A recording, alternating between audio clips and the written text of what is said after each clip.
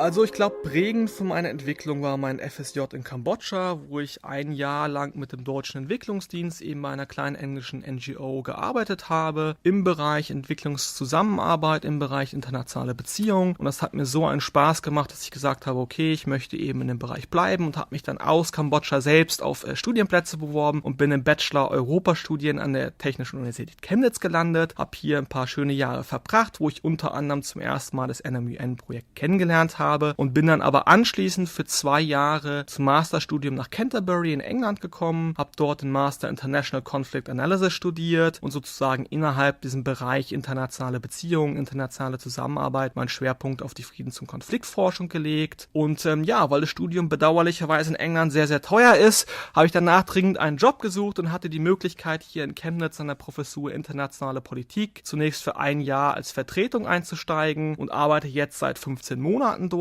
und habe halt neben den normalen Tätigkeiten im Bereich Lehre, administrative Sachen, Gremienarbeit, betreue ich als Faculty Advisor das Projekt National Model United Nations. Was ist National Model United Nations? National Model United Nations ist eine internationale Simulation, wo Studierende aus aller Welt bei den Vereinten Nationen in New York die Arbeit dieser Organisation simulieren. Das heißt, Universitäten wird ein Land zugeteilt und Studierende repräsentieren dann eben Delegierte dieses Landes in verschiedenen Committees und debattieren zu internationalen Themen der Vereinten Nationen, versuchen Lösungen zu finden, versuchen miteinander zu kooperieren und Weltprobleme zu lösen.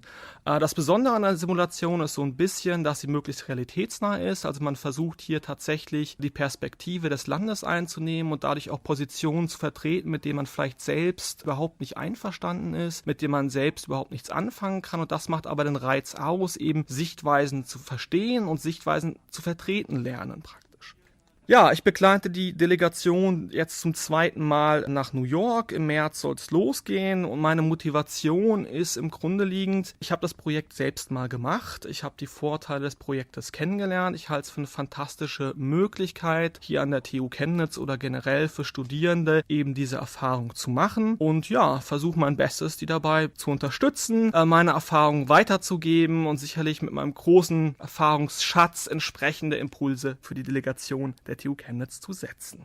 Wie hat mich mein Studium an der TU Chemnitz für diese Aufgabe vorbereitet? Also 2 große Sachen sind hier zu erwähnen. Natürlich einmal inhaltliche Vorbereitung. Wenn man im Bereich Europastudien, Politikwissenschaften unterwegs ist, nimmt man natürlich viel mit über internationale Organisationen, wie die Vereinten Nationen, über internationale Beziehungen, über Diplomatie. Also das ist ganz klar eine Bandbreite, die man da abdeckt, die mir sehr geholfen hat. Da einhergehen natürlich viele Soft Skills, die sich jetzt im Projekt als super nützlich erweisen, vom Präsentieren bis zum Reden halten, bis zum ersten Erfahrungen im Projektmanagement. Auf der anderen Seite natürlich auch noch meine Erfahrung als Teilnehmer, die natürlich von unschätzbarem Wert sind, wenn man so ein Projekt dann später mal leitet.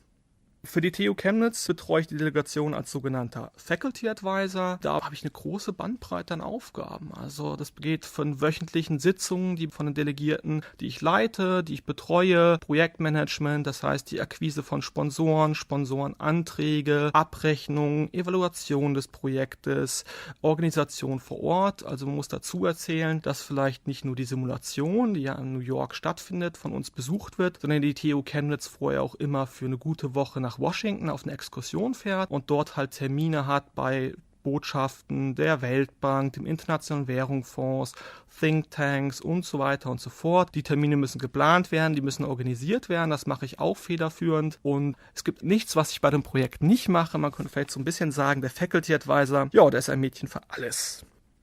Die Arbeit eines Diplomaten, was ist reizvoll an dieser Arbeit? Also ich glaube, was mich an dem Job eines Diplomaten am meisten fasziniert, ist, glaube ich, dass man live vor Ort dabei ist, wenn große Sachen passieren, dass man bei Verhandlungen ist, wo wirklich Meilensteine gesetzt werden können, dass man an vorderster Front ist, wenn Sachen passieren, dass man zu brandaktuellen Themen und brandaktuellen Herausforderungen, die angeht, versucht, Lösungen zu finden und sich auszutauschen, was sicherlich nicht in jedem Job der Fall ist. Also das ist natürlich eine Faszination, die dieser Job ausmacht, die man sonst selten findet.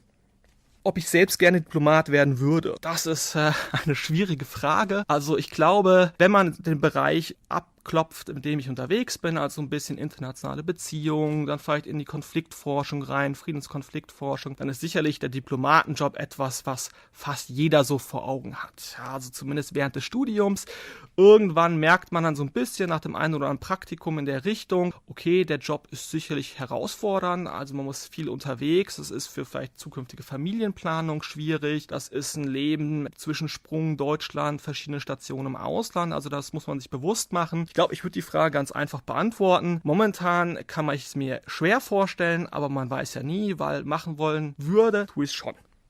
Ich war ja selbst als Student hier Delegierter, das heißt, ich habe 2012 an meiner eigenen Simulation zum ersten Mal teilgenommen. Damals haben wir als die TU Chemnitz die Türkei repräsentiert. Das Projekt war fantastisch. Ich hatte mich spontan drauf beworben, hatte dann einen der Plätze bekommen und es war eigentlich mit einer der schönsten Erfahrungen in meiner Bachelorzeit und hatte dann die Möglichkeit für 2 weitere Jahre Delegation als studentische Hilfskraft zu betreuen. Das heißt, eben den damaligen Faculty Advisor zu unterstützen, inhaltlich, administrativer Hinsicht. Und was bleibt einem so in Erinnerung? Also ich glaube, die 2 Sachen, die einem jedem in Erinnerung bleiben, ist natürlich die erste Rede, wenn man so zum ersten Mal vor 400 Leuten so 90 Sekunden die Position seines Landes ausdrücken muss. Das ist was ganz Fantastisches. Was mir noch stark in Erinnerung geblieben ist, in meinem 2. Jahr hatte ich die Möglichkeit, vor Ort ins Organisationsteam zu wechseln und so ein Komitee zu leiten. Und diejenigen, die das leiten, sitzen dann auch am letzten Tag in der Generalversammlung ganz vorne, wo normalerweise der UN-Generalsekretär sitzt. Und wenn man dann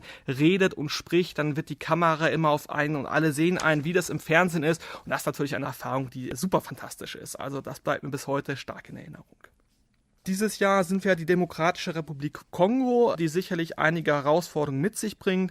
Hier muss man vielleicht sagen, generell ist es so, man bewirbt sich als Delegation auf verschiedene Länder. Das koordiniere ich dann selbst immer so ein bisschen. Man wählt nach ein paar Kriterien aus. Gibt es Herausforderungen für das Land? Da ist es bei afrikanischen Ländern generell so, da gibt es viele Herausforderungen. Also ich glaube, Kongo wäre so ein Paradebeispiel, wo es in jedem Bereich viel zu tun gibt, wo es in jedem Bereich viel zu lösen gibt, was dann natürlich aber auch ganz schön ist, weil das sind viele afrikanische Länder, gerade Kongo eben, die Möglichkeit haben, viel zu arbeiten. Während andere Länder, denen es jetzt, sage ich mal, ganz gut geht, schwierig ist dann im Rahmen dieser Simulation, die ja nicht nur bestimmte Tiefen und bestimmte Sachen abdecken kann, eben so sehr ins Detail zu gehen, beziehungsweise da so gut zu arbeiten. Und ich glaube, das ist eben der Reiz, den afrikanische Länder oder gerade jetzt der Kongo im Speziellen ausmachen, eben mit beispielsweise der größten Friedensmission der Welt, mit ganz großen Problemen im Bereich Bildung, mit vielen Binnenflüchtlingen. Also ich glaube, da gibt es so viele Themen, wo Studierende die Möglichkeit haben zu arbeiten, gerade aus unterschiedlichen Fachrichtungen. Also was wir ganz oft sehen, ist, dass dann